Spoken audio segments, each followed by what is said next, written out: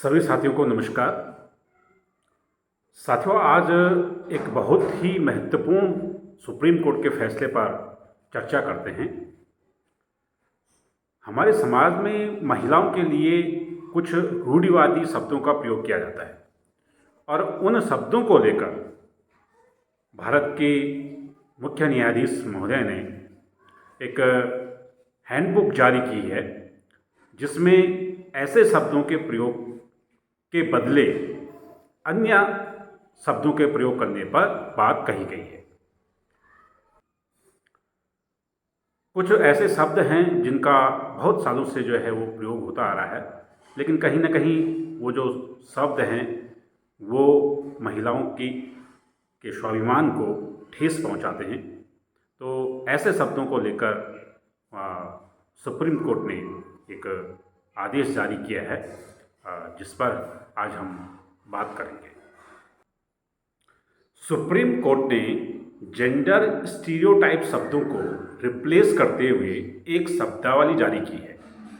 यह महिलाओं के लिए अपमानजनक शब्दों को हटाने को लेकर जारी की गई है। सुप्रीम कोर्ट के फैसलों और दलीलों में अब जेंडर स्टीरियोटाइप शब्दों का इस्तेमाल नहीं होगा। सुप्रीम कोर्ट ने महिलाओं के लिए इस्तेमाल होने वाले आपत्तिजनक शब्दों पर रोक लगाने के लिए gender stereotype combat handbook launch की है।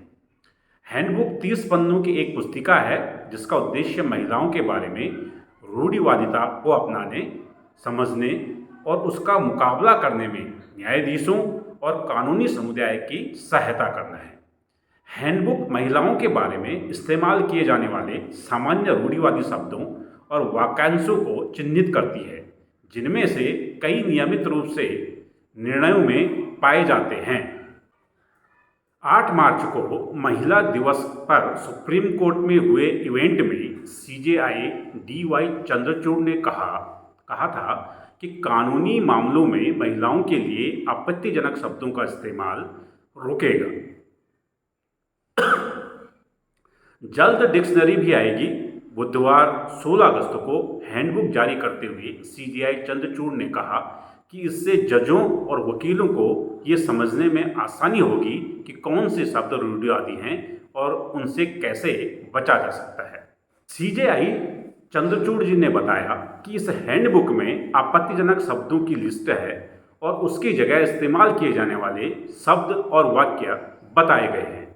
इन्हें कोर्ट में दलीलें देने, आदेश देने और उसकी कॉपी तैयार करने में यूज किया जा सकता है। यह हैंडबुक वकीलों के साथ साथ जजों के लिए भी है। इस हैंडबुक में वे शब्द हैं जिन्हें पहले की अदालतों ने यूज किया है। शब्द गलत क्यों हैं और वे कानून को और कैसे बिगाड़ सकते हैं, इसके बारे में बताया गया है। सीजेआई चंद्रचूड़ जी ने कहा कि इस हैंडबुक को तैयार करने का मकसद किसी फैसले की आलोचना करना या संदेह करना नहीं, बल्कि यह बताना है कि अनजाने में कैसे रूढ़िवादिता की परंपरा चली आ रही है। कोर्ट का उद्देश्य यह बताना है कि रूढ़िवादिता क्या है और इससे क्या नुकसान है, ताकि कोर्ट महिलाओं के खिलाफ आपत्तिजनक भाषा के इस्तेमाल से बच सके। इसे जल्द ही सुप्रीम कोर्ट की वेबसाइट पर अपलोड भी कर दिया जाएगा। सीजेआई चंद्रचूड़ ने जिस कानूनी शब्दावली के बारे में बताया है, उसे कलकत्ता हाईकोर्ट की जस्टिस मौसमी भट्टाचार्य की अध्यक्षता वाली समिति ने तैयार किया है। इस समिति में रिटायर्ड जस्टिस प्रभा श्रीदेवन और जस्टिस गीता मित्तल और प्रोफेसर झुमा सेन शामिल थी, जो फिलहाल कोलकाता में West Bengal National University of Juridical Sciences में फैकल्टी मेंबर हैं। महिला दिवस पर एक इवेंट में सीजेआई ने बताया था, मैंने ऐसे फैसले देखे हैं जिनमें किसी महिला के एक व्यक्ति के साथ रिश्ते में होने पर उसे रखेल लिखा गया।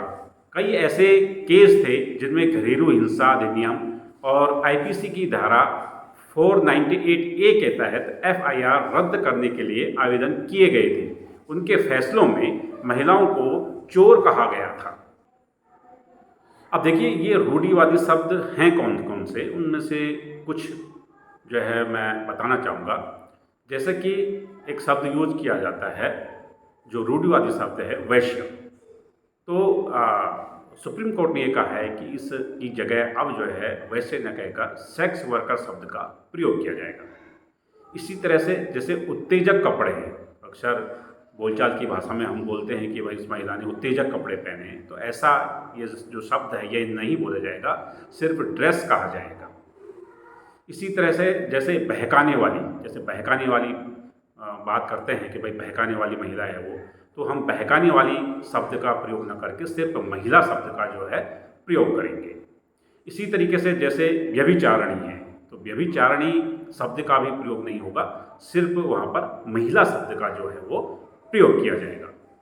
जैसे कई के लिए हम कहते हैं कि ये तो अविवाहित माँ बन गई है, तो अविवाहित माँ शब्द का यानी अविवाहित शब्द का जो है प्रयोग नहीं किया जाएगा, सिर्फ माँ शब्द का प्रयोग किया जाएगा।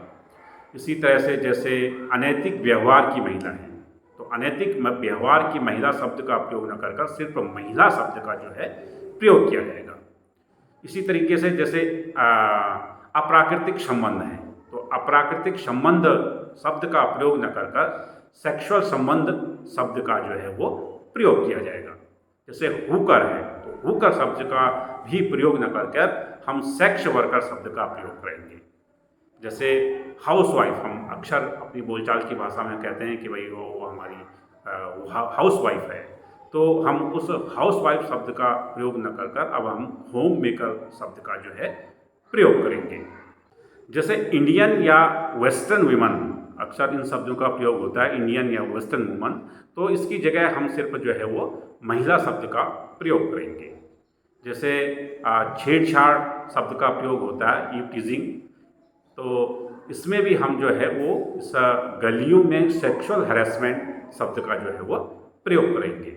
जैसे रखेल शब्द का प्रयोग किया जाता है, तो रखेल शब्द का प्रयोग न कर हम ये कहेंगे कि शादी से बाहर महिला के किसी और पुरुष के साथ संबंध है। इस शब्द का जो है इस तरीके से प्रयोग किया जाएगा। जैसे पर पुरुष गामिनी हम कहते हैं, तो इस शब्द का भी प्रयोग न कर हम इसमें भी शादी से बाहर महिलाओं के किसी अन्य पुरुष से शारीरिक संबंध शब्द का प्रयोग करेंगे या वाक्य का प्रयोग करेंगे। जैसे अक्सर हम कहते हैं अफेयर, उस महिला का जो है किसी के साथ अफेयर चल रहा है, तो अफेयर शब्द का भी हम प्रयोग न कर हम शादी से बाहर के संबंध शब्द का जो है प्रयोग करेंगे।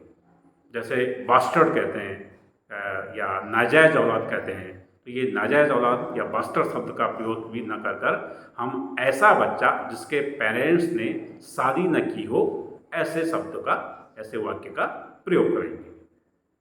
इसी तरह से जैसे बाल वैश्य है, तो बाल वैश्य शब्द का प्रयोग न कर बच्चे जिनका ट्रैफिकिंग कराया जा रहा हो, इस शब्द का हम प्रयोग करें।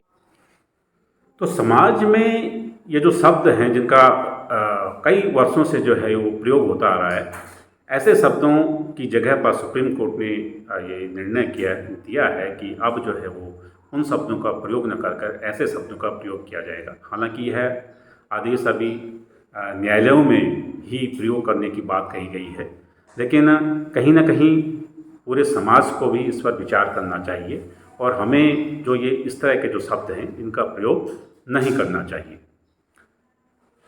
ये जो जेंडर जो असमानता है उसके बहुत सारे उदाहरण हमें आज भी अपने घरों में मिलते हैं। जैसे आप अगर देखें कि एक बच्चा अगर वो बैठा हुआ है तो ये कहता है कि मम्मी मुझे खाना दे दो, मम्मी मुझे पानी दे दो। वो कभी ये नहीं कहता कि पापा मुझे पानी दे दो या पापा मुझे खाना दे दो या पानी दे दो। तो ये एक रूढ़िवादिता चली आ रही है। जैसे खाना बनाना है तो खाना बनाने का काम सीधे अगर किसी को पूछेंगे वो कहेंगे महिलाओं का है, या यूँ कहेंगे कि भाई बाहर गाड़ी चलानी है, ट्रक चलाना है, तो एकदम से दिमाग में जो बात आती है वो पुरुष की बात आती है। तो ये जो चीज़ें परंपरागत रूप से चली आ रही हैं, इनको कहीं ना कहीं जो है हमें अपने दिमाग से निकालना है और समाज में महिलाओं को भी पुरुषों के सम्मान देने का प्रयास करना चाहिए। यही शायद इस फैसले का जो है वो सार है।